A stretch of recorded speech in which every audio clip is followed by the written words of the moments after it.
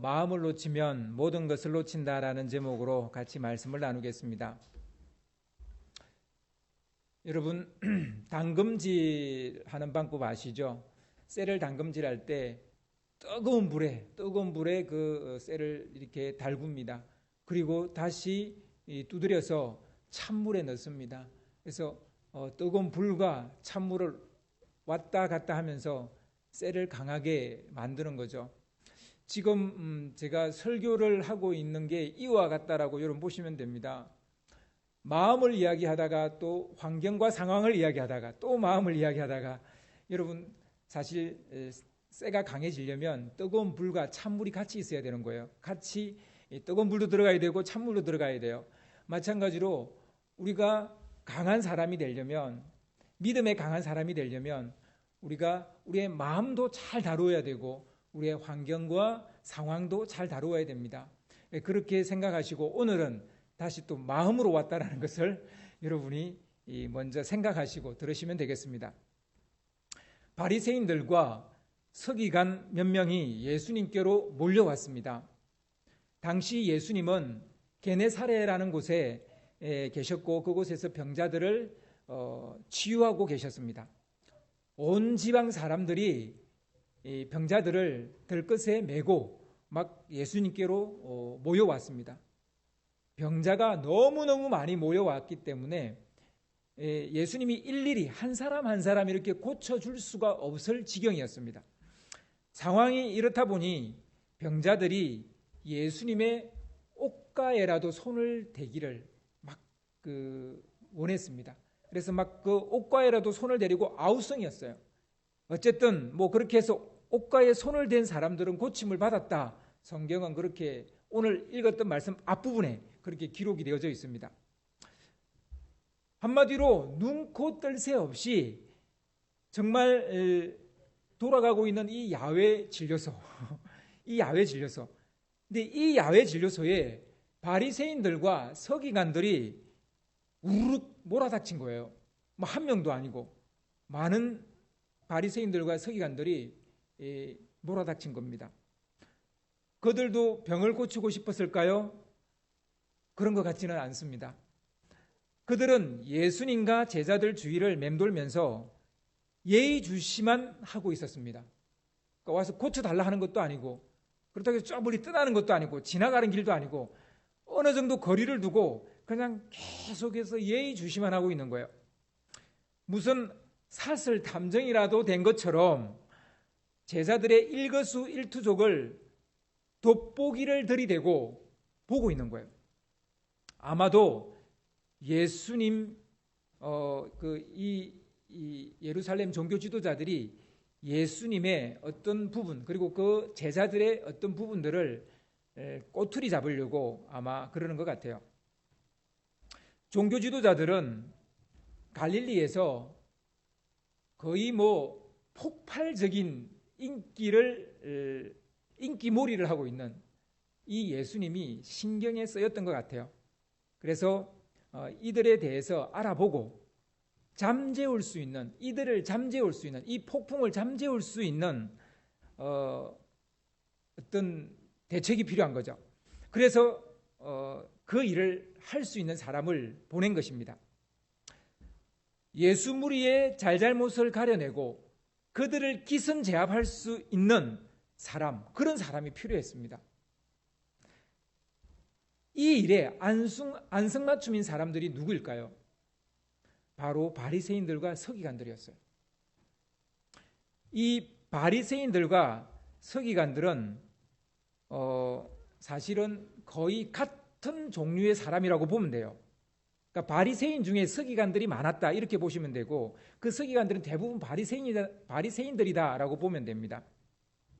아무튼 서기관들은 율법을 필사해요. 여러분 성경 이렇게 필사하듯이 율법 말씀을 이렇게 필사해서 성경을 필사해서 그것을 보존하는 일을 맡은 사람들이에요.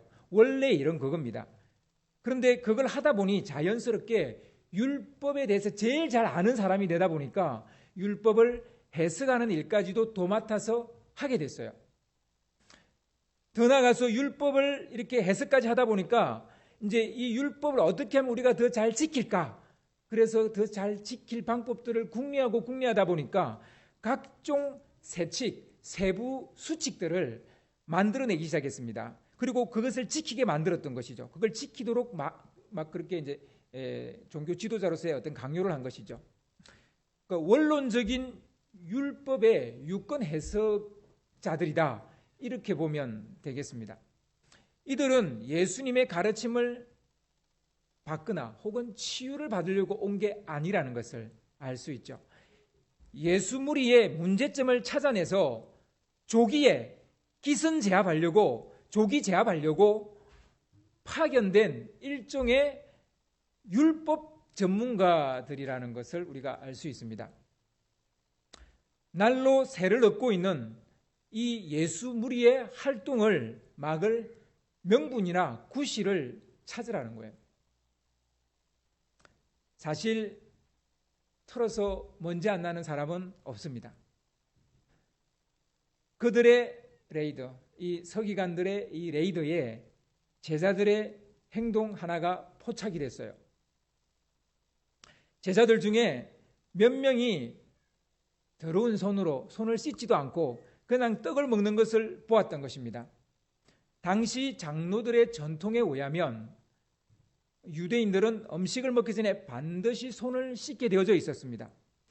이것은 그들의 정결 외식이고 그것을 어기면 부정한 사람이 되어집니다. 그리고 거룩하지 않은 사람이 됩니다.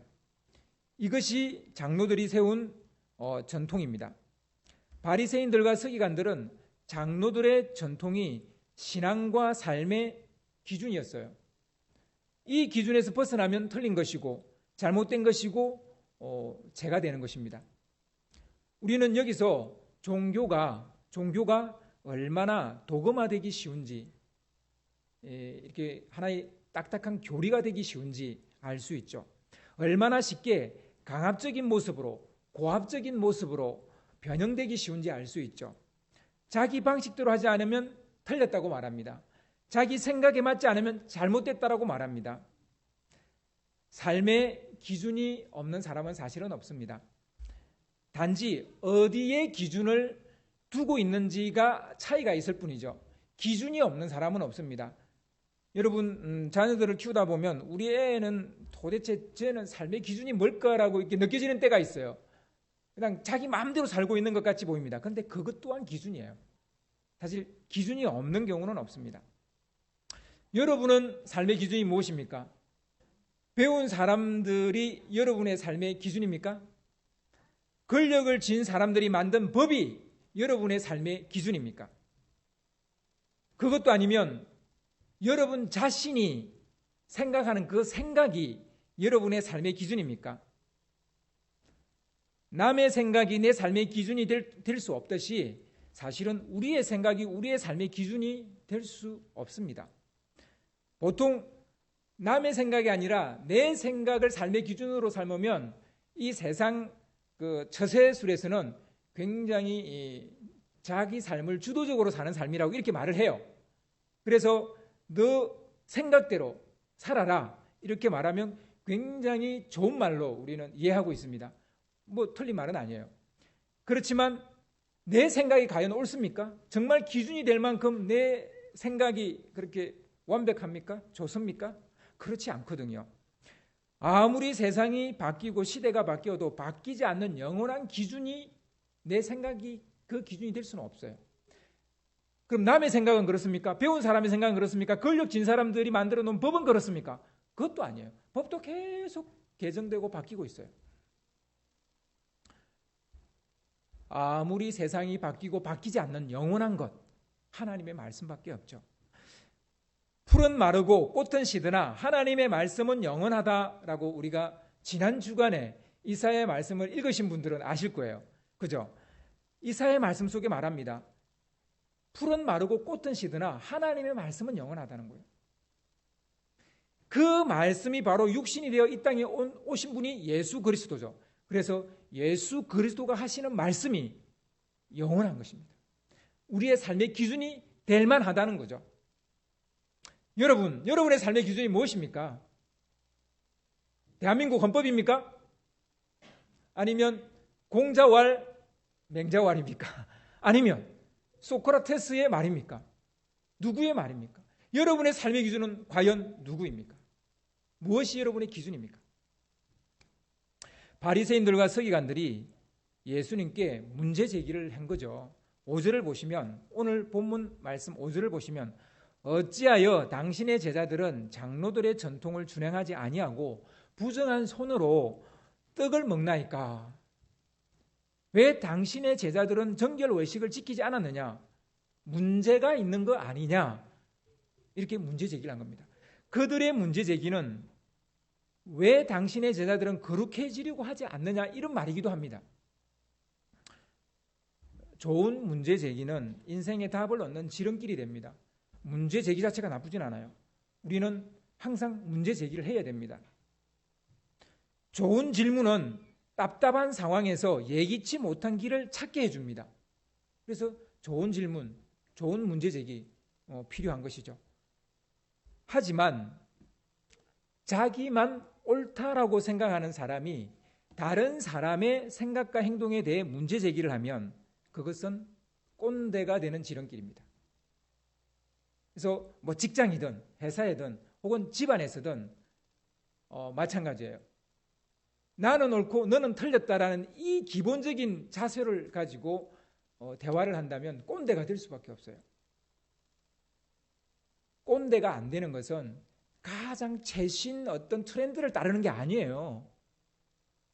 상대를 존중해주면 내가 아무리 보수적인 생각을 가졌다 할지라도 꼰대가 되지 않아요. 그렇습니다.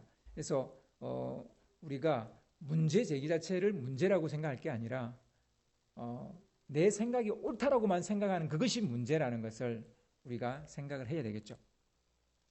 하나님은 내가 거룩하니 너희도 거룩하라, 이렇게 말씀하셨습니다. 유대인들은 하나님의 말씀대로 거룩해지려고 나름 많은 고민을 했어요. 정말 많은 연구를 했어요. 그래서 그들은 거룩해지기 위해서 정결외식 혹은 청결수칙 이런 것들을 만들었습니다. 막 거룩해지려고 하는 그런 그들의 열망이 장로의 전통이 됐다고요. 그래서 이 수칙들은 한두 사람의 머리에서 나온 게 아니에요.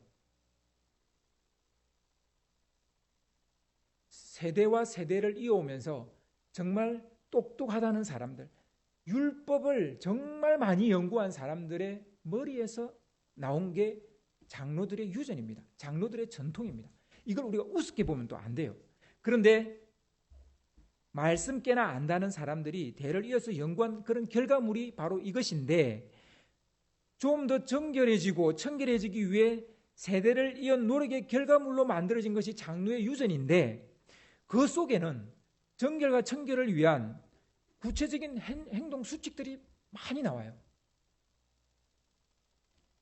그런데 과연 그 행동과 그 수칙들을 지킨다고 해서 그들이 거룩해졌느냐는 거죠. 이제 여기에 우리가 퀘션 마크를 붙여야 됩니다.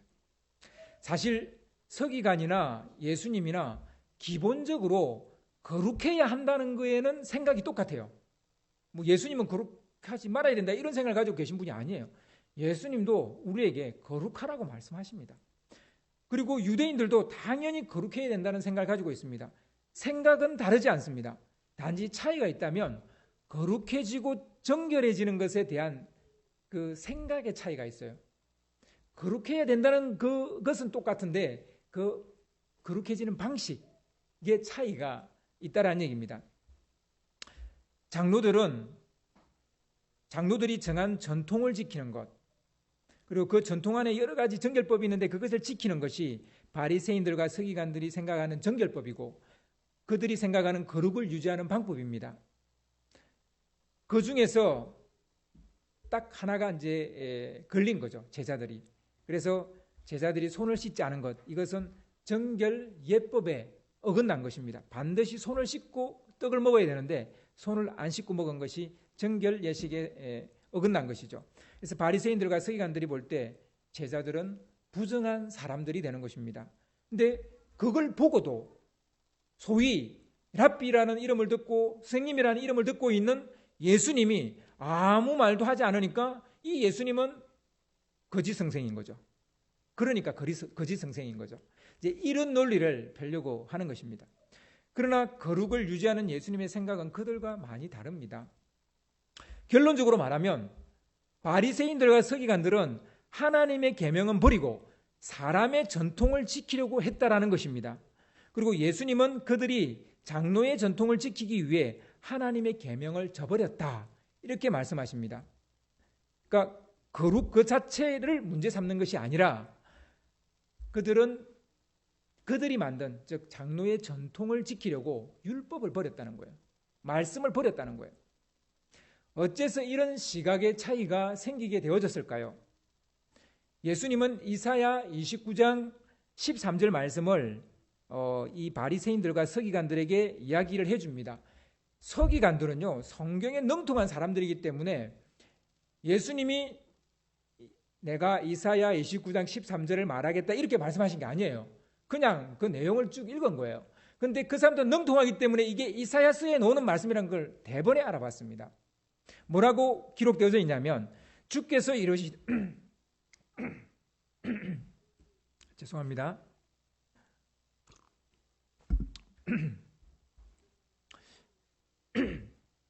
이사야 29장 13절 말씀을 제가 읽겠습니다. 주께서 이러시되 이 백성이 입으로는 나를 가까이하며 입술로는 나를 공경하나 그들의 마음은 내게서 멀리 떠났나니 그들이 나를 경외함은 사람의 계명으로 가르침을 받았을 뿐이라, 이렇게 말하고 있습니다. 이 백성이 입술로는 나를 공경하되 마음은 내게서 멀다, 이렇게 말합니다.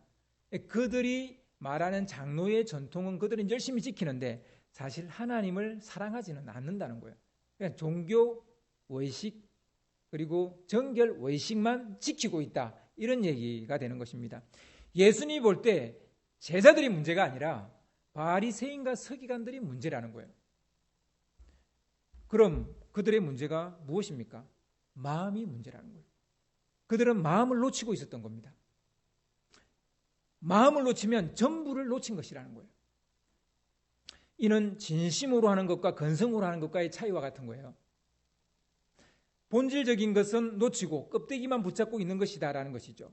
정결 외식만 해가고 있는 것이지 그들의 마음이 진정으로 거룩해지지 않고 있다라는 것입니다. 여러분, 성막과 성전 뜰에 보면 물두멍이라는 것이 있어요. 물을 담아 놓는 이런 넓은 대접 같은 게 있어요.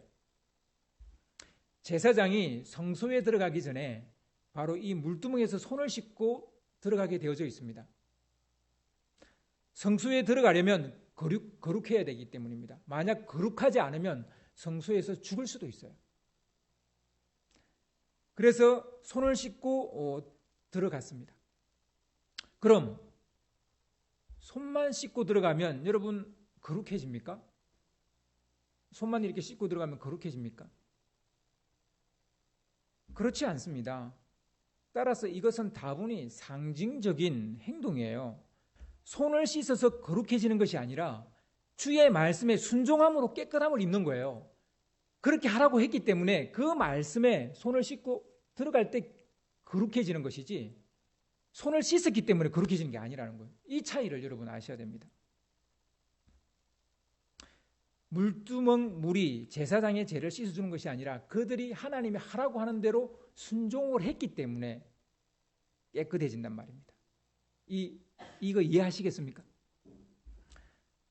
여러분, 세례도 마찬가지예요. 여러분, 세례 받으실 때 대부분 물 세례를 받으셨을 겁니다.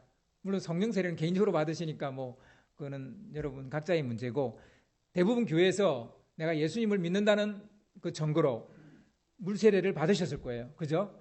그러면 그 목사님이 손에 물을 얹어서 이렇게 물 세례를 딱 하는 순간 여러분, 제가 그 물에 의해서 씻겨집니까? 침례를 이야기해 봅시다. 정말 물속에 완전히 들어갔다 나왔다고 해서 여러분이 제가 다 씻겨집니까? 그렇지 않잖아요. 믿기로 작정한 사람이 상징적인 행동을 할 때 하나님께서 그 사람을 깨끗하게 하시는 거예요. 그 물이 깨끗하게 하는 게 아니라. 이것은 세례도 마찬가지라는 것을 알 수 있습니다. 그런데 시간이 지나면 사람들은 물두멍의 물이나 세례식 때 물이 사람을 깨끗하게 한다고, 거룩하게 한다고 믿기 시작하는 거예요. 이런 사람들에게 종교 외식은 매우 중요한 것이 됩니다. 그래서 세례식은 어떤 그 외식 자체에 너무 포커스를 맞추는 것이죠. 율법의 각종 세칙이 중요하게 되어집니다. 이렇게 되어지면 마치 종교 행위가 사람을 거룩하게 만들고 깨끗하게 만드는 줄 믿는 것이죠. 교회에 오면 내가 깨끗해진다고 생각하는 거예요.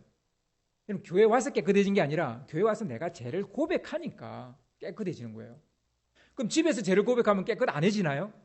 집에서 죄를 고백해도 깨끗해져요. 중요한 것은 죄를 고백을 해야 되는 거예요. 내가 자백을 해야 돼요.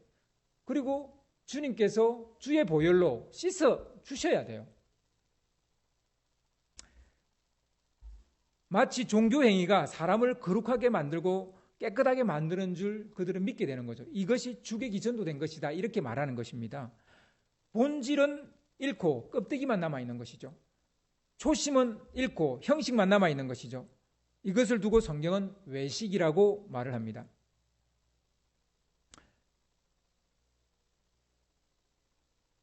그냥 종교적 행위만 하고 있는 것이죠.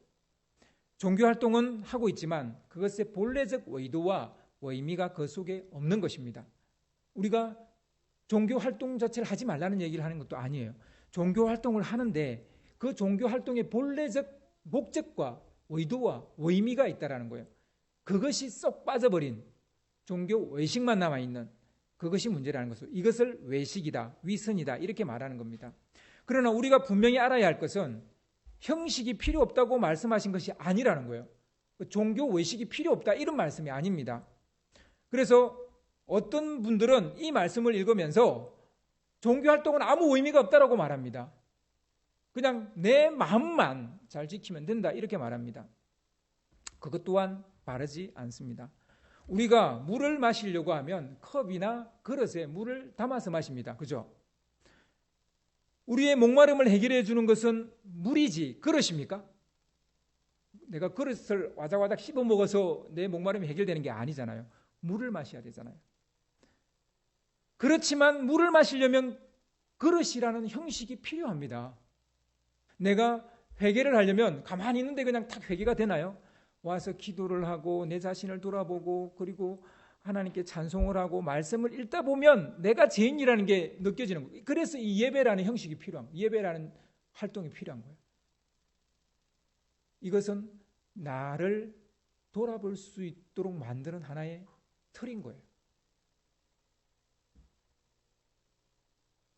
바리새인들과 서기관들은 물에는 관심이 없고 그릇만 깨끗하게 하면 된다라고 생각하는 거예요.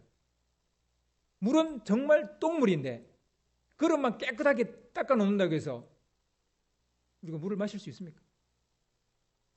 예수님은 그릇의 중요함을 아십니다. 하지만 더 중요한 것은 물이라는 거예요. 물. 즉 마음이라는 것입니다. 먹기 전에 손을 씻는 것은 나쁜 것이 아닙니다. 요즘처럼 코로나가 이렇게 창궐한 시대에 여러분 손 잘 씻으셔야 돼요. 제가 지난주 중에 그 인터넷 뉴스를 봤는데 순복음 교회에서 지난주 저희 교회에서 나눠줬던 카드를 나눠줘서 문제가 됐어요. 하여튼 오늘 더 가져가실 분들은 가져가시든지 마시든지 그 마음대로 하세요. 그런데 제가 지난주 말했던 것처럼 이는 믿거나 말거나요. 여러분 제가 연세대 교수도 일단 주요 대학 교수이니까 그분의 말이 완전 틀렸는지 맞는지 잘 모르겠어요. 또 이런 그 전염 내과에 있는 또 의사들은 그건 또 아니다라고 말하는데 어느 쪽 말이 맞는지 저도 잘 모르겠어요. 근데 여러분 중요한 것은 그 카드를 가진다고 해서 마스크 안 쓰시면 안 되고 손 소독 안 하시면 안 돼요. 반드시 하셔야 돼요. 근데 혹시나 그 카드가 진짜 우리에게 어떤 그런 코로나를 막아주는 혹시 그런 기능이 있다면 여러분 안전을 위해서 제가 그냥 그걸 가져가시라 한 것이지 제가 그걸 믿기 때문에 가져가라 한 거 아닙니다. 그러니까 잘 생각하시고요. 아무튼 여러분 중요한 것은 위생에 좋다는 거예요. 손을 씻는 것은 위생에 좋다는 거예요. 그러나 그것으로 사람이 깨끗해지지는 않아요. 내가 손을 수천 번을 씻는다고 해서 결백증에 걸려서 매일 막 한 100번의 손을 씻는다고 해서 그 사람이 깨끗해지는 게 아니라고요. 거룩해지는 게 아니라고요. 장로의 전통이나 바울이 말하는 세상 초등 학문이 나쁜 것은 아닙니다. 위생이 나쁜 게 아니에요. 살아가는데 위생과 이런 초등 학문, 즉 지식은 필요한 것이고 유용한 것이고 유익한 것입니다. 하지만 위생이 사람을 깨끗하게 만들지 못한다는 겁니다. 세상 초등 학문이 우리를 구원하지 못한다는 거예요. 그렇지만 초등 학문이 우리가 이 땅에 살아가는데 필요해요? 안 해요? 필요해요. 초등 학문이 필요하지 않다면, 바울이 말하는 초등 학문이 필요하지 않다면 여러분 학교를 왜 다녀요? 공부는 왜 해요? 필요 없잖아요. 하잖아요, 다. 왜 해요? 이 세상에 살아가는 데는 그런 지식이 필요하기 때문이에요. 단지 그 지식이 우리를 구원하지는 못한다는 거예요. 거기에 문제가 있는 거죠. 바울은 그 얘기를 하고 있는 것이지 세상 초등 학문을 배우지 마라, 배설물로 여기라, 이 얘기가 아니라는 겁니다. 살아가는데 위생과 지식은 필요하고 유용한 것이고 유익한 것입니다. 하지만 위생이 사람을 깨끗하게 하지도 못하고 구원하지도 못하고 세상 초등학문이 우리를 깨끗하게 하지도 못하고 구원하지도 못한다는 것입니다. 바울이 초등학문을 배설물로 여긴다라고 말을 했는데요. 이 말은 더러워서 가까이도 하지 않는다는 뭐 그런 말이 아니에요. 아무짝에도 쓸모없고 무익한 것이고 거짓된 것이다, 이런 말도 아닙니다. 초등학문은 살아가는데 반드시 필요하며 알아야 할 지식의 영역이에요. 그럼 바울이 한 말의 진위가 뭡니까? 초등학문을 배설물로 여긴다고 그랬는데, 그렇습니다. 그것이 사람을 구원하지 못한다는 거예요. 우리가 구원받음에 있어서 초등학문이 할 수 있는 것은 그냥 책을 읽을 수 있는, 성경책을 읽을 수 있게 해주는 정도? 아주 미미한 거예요. 근데 성경책 안 읽어도 구원받을 수 있어요, 없어요? 있어요. 복음을 들으면 돼요. 들으면 돼요. 그러니까 사실은 초등학문은 거의 아무 역할을 못한다고 해도 과언이 아닙니다. 음식물은 입으로 들어가서 사람에게 각종 영양소를 제공하고 배설물이 돼서 나옵니다. 세상 초등학문이나 장로의 전통은 우리가 살아가는 데 필요한 영양소와 같은 거예요. 하지만 딱 거기까지예요. 우리 육신의 삶, 우리 몸이든 우리가 어떤 하는 생활과 관계되어 있는 어떤 먹고 사는 문제든 그런 거에는 분명히 이 초등학문과 장로의 전통이 유익합니다. 그런데 딱 거기까지라는 거예요. 입으로 들어가는 음식물이 자기의 모든 것을 주고 배설물이 되어서 나오는 것과 같은 거예요. 그것이 우리가 살아가는 데 필요한 각양의 지식을 제공하고 삶의 기술을 제공합니다. 하지만 딱 거기까지예요. 그것이 우리를 구원하지는 못한다는 것입니다. 그것이 우리를 깨끗하게 하지도 못한다는 것입니다. 거룩하게 하지도 못한다는 것입니다. 요즘 우리 기독교가 많이 욕을 먹지만 그래도 우리가 우리의 신앙을 포기하지 말아야 되는 것은 그들은 세상 초등학문의 시각으로 기독교를 바라보기 때문이에요. 우리는 그들이 가지고 있지 않는 것을 가지고 있어요. 구원에 관계된 지식이에요. 이거는 세상 학문에서 아무리 연구해도 발견할 수 없는 것입니다. 그래서 우리가 비록 좀 상식적인 어떤 행동을 하지 않고 너무 종교에 매여 있어서 우리가 조금 그들에게 좋지 않은 그런 이미지를 주고 있는 건 사실입니다. 이게 잘못됐다는 건 아니에요. 그러고 있는 것이 사실이에요. 그러나 그렇다고 해서 우리가 무가치한 어떤 종교는 아니라는 거예요. 그 무엇과도 바꿀 수 없는 가치는 여전히 우리 안에 있다라는 것입니다.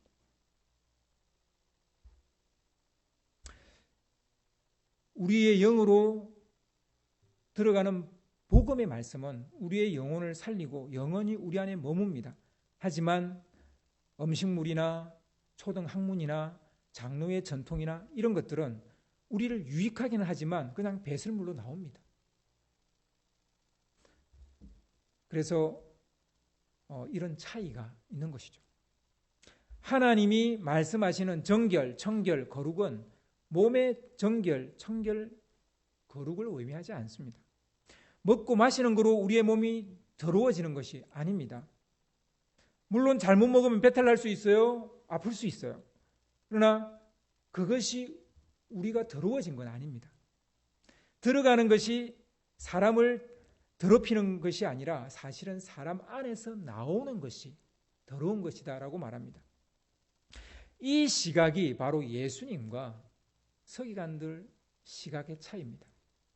우리 몸에서 나오는 것을 배설물 혹은 노폐물이라고 이렇게 말하죠.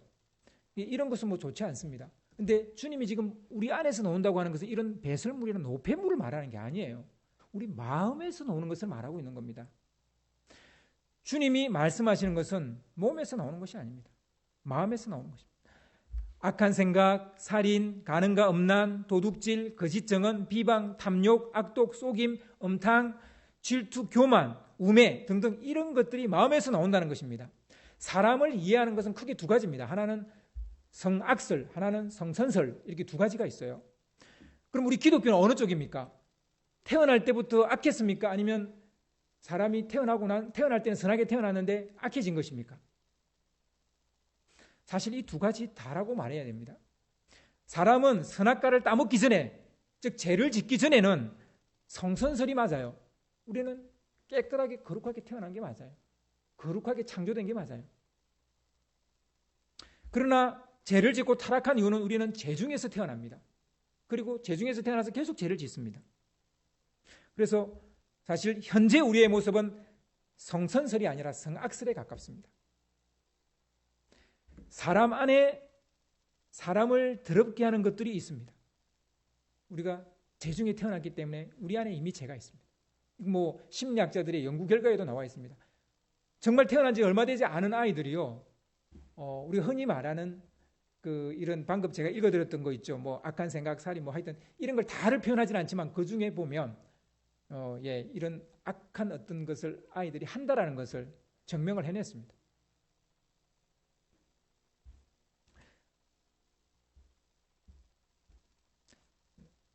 따라서 들어가는 것에 우리가 건강을 위해서는 신경을 써야 되겠지만 정말 우리가 거룩해지는 부분에 있어서는 들어가는 것을 우리가 고민해야 될 게 아니고 나오는 것을 고민해야 됩니다. 마음에 있는 것이 나오는 방식은 뭐 크게 언어적인 것과 비언어적인 것으로 우리가 둘로 나눌 수 있어요. 뭐 언어적인 것은 말 그대로 우리 말이고요. 그리고 비언어적인 것은 뭐 감정이나 혹은 뭐 표정이나 어떤 행동 같은 것이죠. 이런 것으로 나오게 되는데 뭐 아까 말했던 쭉 나열했던 그런 악한 것들이 뭐 감정을 통해서, 표정을 통해서, 행동을 통해서, 말을 통해서 이렇게 나오게 된다는 것이죠. 우리의 내면 세계는 그냥 내버려 두면 묵힌 박하 같아요. 그래서 정말 묵힌 밭에 그 잡초가 막 무성해지듯이 정말 우리 안에 악이 무성해집니다. 덕실거리게 됩니다. 그래서 어떻게 해야 돼요? 우리의 마음은 가꾸어야 된다. 어떻게 가꾸어야 됩니까? 좋은 것으로 가꾸어야 돼요. 그게 말씀이죠. 그래서 우리가 말씀을 읽고 묵상하고 또 혹은 뭐 필사를 하고 그렇게 하는 거죠. 여러분, 말씀을 필사하실 때 그 필사한 것을 딱 이렇게 딱 걸어 놓으려고 하시는 거예요? 그거 아니잖아요. 그 말씀을 내 안에 담으려고 하는 거잖아요. 비록 공책이 있었지만 내 마음에 담으려고 하는 거잖아요. 여러분, 성경 읽는 거 왜 읽어요? 그냥 오늘 몇 장 읽었다 그거 그냥 하려고 하는 거 아니잖아요. 내 마음에 그 말씀을 담으려고 하는 것이죠. 그 말씀이 내 안에 담겨져야, 내 마음에 담겨져야 그것이 내 안에서 나오는 겁니다. 그래서 말씀으로 채워야 됩니다. 말씀으로 채우면 말씀이 나오죠. 그나마 선한 것이 좀 나옵니다. 마태복음 12장 35절은 이것을 분명하게 말씀하고 있는데요. 선한 사람은 그 쌓은 선에서 선한 것을 내고 악한 사람은 그 쌓은 악에서 악한 것을 내느니라. 그렇습니다. 그래서 우리가 선한 것을 쌓아야 돼요. 근데 여러분, 이 세상에 선한 게 뭡니까? 초등학문입니까? 장로의 전통입니까? 아니에요. 이 땅에 선한 것은 하나님의 말씀. 그리고 그 말씀이 육신이 되어 이 땅에 오신 예수님이에요. 그것이 선한 겁니다. 바울도 로마서 7장 18절에서 이것을 이야기하고 있는데요. 내 속 곧 내 육신에 선한 것이 가지 아니하는 줄을 아노니 원함은 내게 있으나 선을 행하는 것이 없도다. 그렇게 바울도 이야기합니다. 예수님은 바리새인들과 서기관들에게 이렇게 말하고 있는 것입니다. 바보야! 문제는 마음이야. 그런데 서기관들은 예수님께 뭐라고 말하냐면 바보야! 문제는 종교의 의식이야. 장로의 전통이야. 이렇게 말합니다. 서로 다른 입장을 가지고 있는 거예요. 여러분, 어느 쪽을 따르든 그건 여러분의 선택입니다만 우리는 예수님을 믿는 사람이지 서기관을 믿는 사람은 아니죠. 여러분, 그렇습니다. 문제는 마음이에요.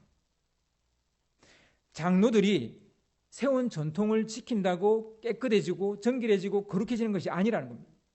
잠언 4장 23절에도 분명히 말합니다. 모든 지킬 만한 것 중에 더욱 내 마음을 지키라. 생명의 근원이 이에서 남이니라. 아멘. 마음을 지켜야 됩니다. 여러분, 그 연인이 나눈 대화의 기록 중에 가장 오래된 기록은 기원전 1750년경에 메소포타미아의 어떤 그 기록에 나옵니다. 이거 찾아낸 사람 좀 대단한 것 같아요. 아무튼 하여튼 연인의 대화 기록 중에 제일 오래된 기록이라고 합니다. 한 여자가 사랑하는 남자가 다른 여자에게 눈길을 주었을 때 한 대화 내용입니다. 이렇습니다. 여자가 이렇게 말합니다. 아니, 그 여자는 당신을 사랑하지 않잖아. 나는 나의 저 연적을 이길 거야. 내 사랑을 되찾을 거야. 내가 원하는 건 당신의 사랑이야. 이런 내용이 기록되어져 있습니다. 그러니까 지금으로부터 약 한 3,000년 전의 기록입니다. 요즘 나오는 막장 드라마 보는 것 같지 않습니까? 하지만 우리가 이 기록에서 알 수 있는 것은 고대나 지금이나 변함없이 중요한 것은 뭐예요? 마음이에요. 이 남자가 내 옆에 있고 없고가 사실은 그렇게 중요하잖아요. 이 남자의 마음이 나를 사랑하느냐. 이 남자의 마음이 중요한 거예요. 이 남자가 그냥 눈길만 다른 여자한테 준 것뿐인데 이런 이야기를 여자가 했다는 거예요. 여러분, 근데 그 여자가 잘못된 겁니까? 아니에요. 같은 집에 같은 침대에 사는 게 중요한 게 아니에요. 사랑을 해야죠. 사랑을 해야죠. 하나님이 우리에게 원하는 것은 마음이에요. 형식적인 종교 의식이 아닙니다. 물론 아까 말했던 것처럼 형식 없는 마음을 표현할 길은 없어요. 그릇이 없는데 물을 내가 어떻게 줘요? 물을 달라 해보세요. 제가 이 그릇에 담아서 드리죠. 그런데 그릇이 없다면 제가 어떻게 해요? 뭐 물방울 하나를 튕겨서 줘요? 어떻게 줘요? 형식이 필요 없다는 얘기가 아니에요. 중요한 것은 마음이라는 얘기를 하는 것입니다. 신명기 6장 5절을 보시면 율법은 뭐라고 말하냐면 너는 마음을 다하고 뜻을 다하고 힘을 다하여 내 하나님 여호와를 사랑하라 이렇게 말했어요. 이게 율법이에요. 내 이웃을 내 몸과 같이 사랑하라 이게 율법이에요. 그런데 손을 안 씻고 떡을 먹었다고 해서 너는 죄인이야. 너는 부정해. 너는 거룩하지 않아. 이렇게 말하고 있다는 거예요. 이게 얼마나 달라진 겁니까? 얼마나 변형된 겁니까? 율법을 지킨다는 것과 계명을 따른다는 것은 내 하나님 여호와를 사랑하는 것입니다. 여러분, 우리가 율법을 오해하면 안 돼요. 원래 율법에 주신 목적은 하나님 사랑하라고 사랑하는 방법에 대해서 이야기하신 거예요. 근데 그것을 우리가 형식으로 바꿔버렸기 때문에 문제인 거죠. 신앙생활에 종교 의식이나 예식을 우리가 배제할 수 없습니다. 여러분, 사랑한다 하면서 또 뭔가 선물이 없다면 그 사랑하는 거 맞습니까? 우리 중석 집사님이 우리 수지 집사님 생일날에 거하게 쏘셨다고 저한테 얘기를 하시던데, 예, 사랑하면 쏴야죠. 그죠? 그러니까 이 표현이라는 것은 반드시 있어야 됩니다. 형식이라는 건 있어야 됩니다. 그러나 마음이 없다면 그 모든 것은 울리는 꽹가리와 다름이 없다라는 것을 우리가 알 수 있죠.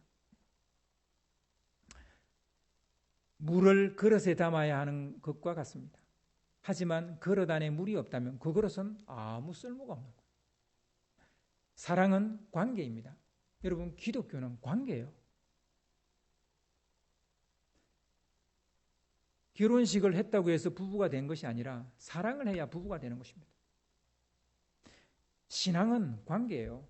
마음이 없다면, 사랑이 없다면 모든 종교 활동은 그냥 울리는 꽹가리에 지나지 않습니다. 그러나 바리새인들과 서기관들은 본질을 이야기했던 예수님의 이 말씀을 귀담아 듣지 않았어요. 그들은 예수님의 이 예리한 지적에도 불구하고 장로의 전성을 주수하는 것에만 매달렸어요. 율법의 근본 정신보다 형식주의와 외식에 빠지는 오류를 계속 범하고 있는 것이죠. 사실 이들은 공회에서 많은 자리를 차지하고 있는 권력층에 속합니다. 유대 사회에서 존경받는 자리에 있는 사람들입니다. 그들이 바뀌지 않았던 것은 결국 그들이 특권층이었기 때문에 어느 시대를 막론하고 종교에 대한 적대감은 주로 이런 초자연적이고 신비한 문제 때문에 생기는 것은 아니에요. 다른 사람에게 자신의 행동을 강요하기 때문에 그리고 종교인들의 타락과 위선 때문에 또 다른 이유를 찾자면 그것은 종교가 권력과 통제의 수단으로 변질되기 때문이에요. 저는 교회가 그리고 목사님이 정치적인 어떤 입장을 표현해서는 안 된다고 보는 사람이에요. 표현하는 순간 그리고 어느 편에 서는 순간 어떻게 됩니까? 힘을 가지게 돼요. 힘을 가지면 모든 사람, 예수님을 제외한 모든 사람은 타락하게 돼 있어요. 저는 그렇게 봅니다. 그래서 여러분 목사님은 뭐 어느 정파를 밀고 있습니까? 이런 질문하지 마세요. 하시면 안 돼요. 또 목사도 그런 말을 해서도 안 돼요. 나는 오직 하나님을 전할 뿐 아무것도 아니에요. 여러분 앞에서 하나님을 전하는 사람인 것이지 다른 그런 어떤 게 아니에요. 그 목사님께 와서 어떤 경제적인 부분들을 묻는 분들이 있어요. 물론 목사님이 뭐 아는 부분이 있다면 가르쳐 주면 좋죠. 근데 목사님은 경제인이 아니에요. 정치인도 아니고 경제인도 아니에요. 여러분 스스로 그 하는 일의 지식을 파야죠. 지식을 찾아야죠. 근데 제가 왜 책을 많이 읽느냐면요. 무식해지지 않으려고. 제가 뭐 어떤 말은 안 해주더라도 헛소리는 안 해야 될 거 아니에요. 경제든 정치든 뭐든 간에 제가 헛소리는 안 해야 되잖아요. 그래서 그냥 읽는 거예요.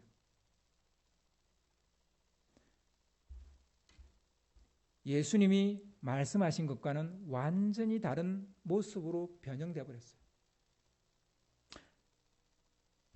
하나님이 이 시대의 기독교를 보면 경악하실 것 같아요. 정말 경악하실 것 같아요.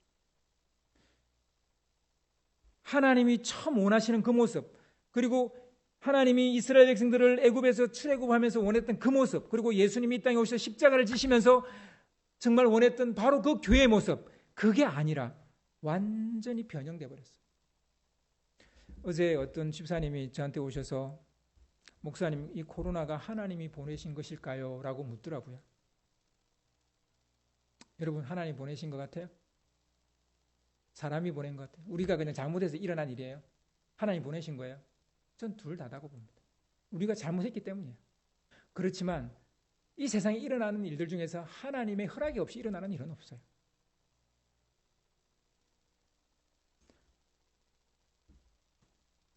그런데 이 1년이 됐는데 우리는 얼마나 변했습니까? 교회는 얼마나 변했으며 우리 사람들은 얼마나 변했습니까? 여러분, 환경을 위한 정책 하나라도 지금 결정됐습니까? 안 됐어요. 환경을 보호하기 위한 정책 하나 나오지 않았어요. 1년이 됐는데. 그럼 다른 나라도요. 안 나왔어요. 우리 교회는요. 얼마나 변했어요?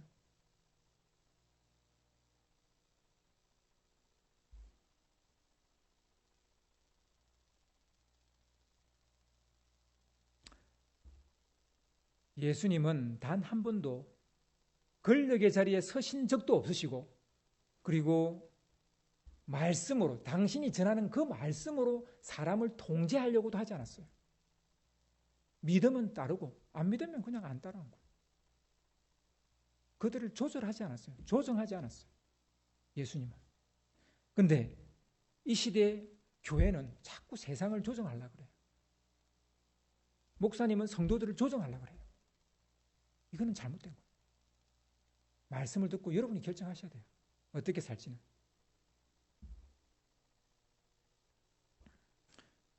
예수님의 오늘 이 말씀은 혁명이에요. 기존 종교를 뒤집어 엎는 말이에요. 결국 바리새인들과 서기관들은 예수님의 이 혁명을 본질로 받아들이고 이게 본질이구나라고 받아들이고 그들이 돌아가는 기회로 삼았어야 됐어요. 그러나 그들은 외식과 형식주의를 책망하는 예수님을 적대 세력으로 간주했고 자신들이 가지고 있는 율법 지식을 동원해서 예수님을 십자가에 못 박는 치명적인 죄를 짓게 됩니다. 만약 이때 그들이 우리가 본질에서 벗어났구나, 우리가 말씀에서 벗어났구나, 진짜 율법 정신에서 벗어났구나라고 생각하고 그들이 돌아섰다면 그들은 예수를 십자가에 못 박는 사람은 되지 않았을 거예요. 근데 이 말을 듣고도 그들은 바뀌지 않았기 때문에 여전히 형식주의, 그들이 가지고 있는 그 기득권을 놓지 않으려고 그들은 형식주의와 종교 의식 장로들의 유전을 붙잡다가 결국은 예수님을 십자가에 못 박는 그런 영원히 치욕적인 자리에 서게 된 것입니다. 누가 예수님을 십자가에 못 박았습니까? 이방인들? 아닙니다. 예수 안 믿는 사람들? 아니에요. 믿지 않는 사람? 아닙니다. 죄인들 아닙니다. 믿지만 형식주의와 위선에 빠진 사람들, 그들이 예수를 십자가에 못 박았어요. 여러분, 이 시대에 하나님의 적은 누굽니까? 믿지 않는 사람일까요? 아니요. 하나님 그들에게 항상 마음이 있어요. 이 시대의 적은 믿는데 자기가 하나님이 된 사람들이에요.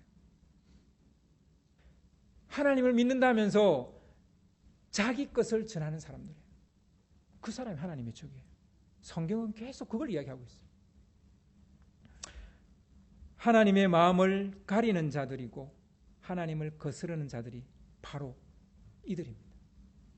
여러분, 복음서를, 4권의 복음서를 아무리 읽어보세요. 누가 예수님을 십자가에 못 박았는지 답은 뻔해요. 뭐 더 안 읽어봐도 돼요.